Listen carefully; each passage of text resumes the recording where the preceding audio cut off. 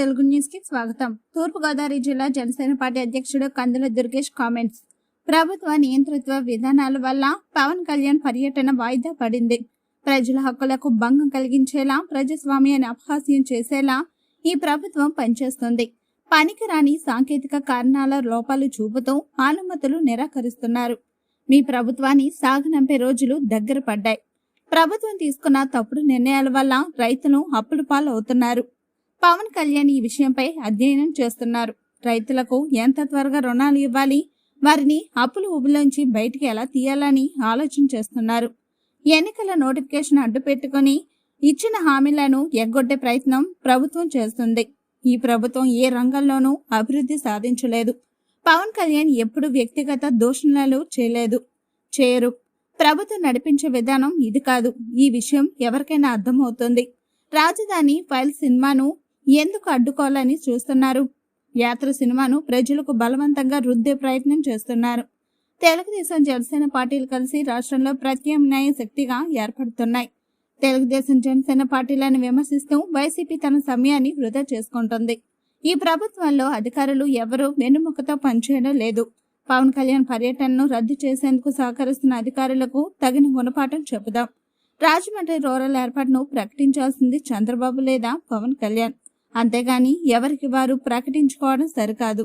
పవన్ కళ్యాణ్ నాకు చాలా స్పష్టంగా చెప్పారు, రాజమండ్రి రూరల్ సీటు నాదేనని. ఖచ్చితంగా రాజమండ్రి రూరల్ సీటు నాదేనని మాకు నమ్మకం ఉంది. అంతిమ నిర్ణయం చంద్రబాబు పవన్ కళ్యాణ్దే. రాజమండ్రి రూరల్ నియోజకవర్గ ప్రజలతో నాకు ప్రత్యేక అనుబంధం ఉంది.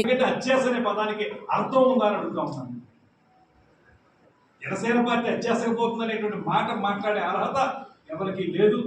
జనసేన పార్టీ ఎంత తగ్గించుకోవాలంత తగ్గించుకునేటువంటి పార్టీ.